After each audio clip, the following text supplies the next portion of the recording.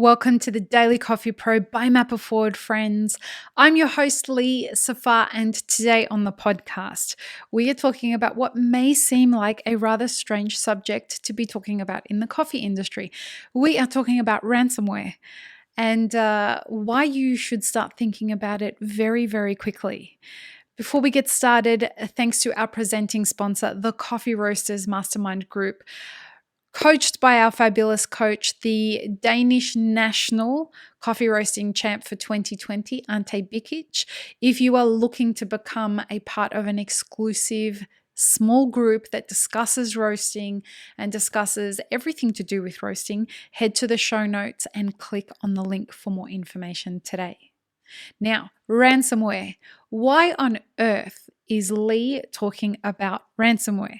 Well, in a previous episode recently, we spoke about future-proofing your business and your career, and ransomware is on the rise. And you may be thinking, well, I've only just got this small little coffee business, maybe bringing in anywhere from a couple of $100,000 to a few $1 million every year. Why would anybody think about ransomware with relation to my small business? Well, friends, your business may not be the business that's essentially targeted, but you may be the business that is collateral damage to ransomware. And it is important for you to understand what ransomware could do to your business and what it is. So let's talk about what ransomware is to start with. Now, ransomware is where your technology is taken hostage by hackers or a group of people or a single person who has decided that they're going to hijack your operating systems. That may be your POS, that may be your the computers that you use to run your roasting systems on, whatever.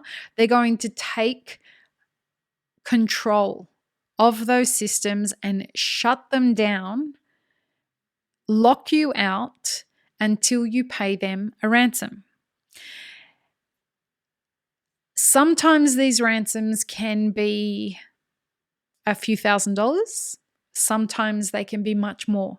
That depends on the size of your business. Now, this is happening. You may have happened to have heard about this happening to infrastructure companies, local governments, and big data storage businesses around the country, any country. And what you're hearing is that there's these Russian hackers and that there's these Chinese hackers, et cetera, that are doing this kind of these ransomware attacks.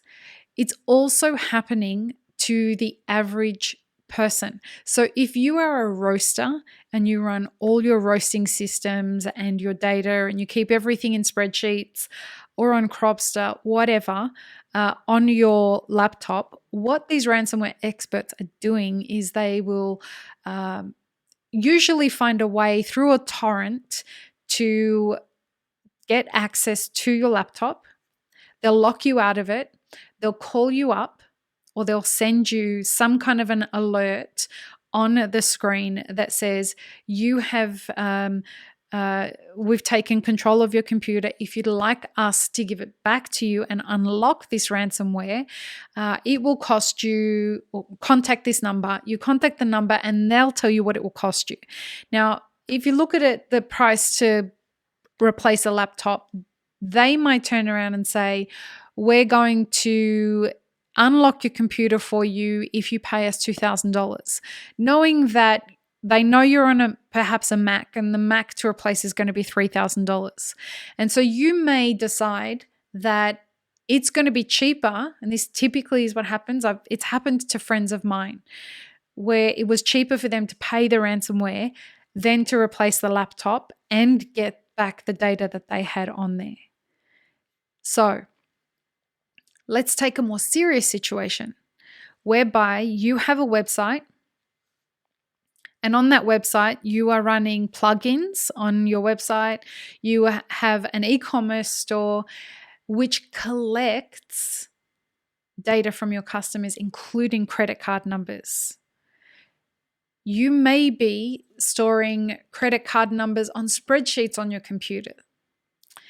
But if you run a store and it is doing a few $1,000,000 a year worth of roasted coffee and merch and brewing equipment, etc., and let's say that you're running that you're running that store through, let's say, Shopify or through Squarespace, and you have different plugins associated with that.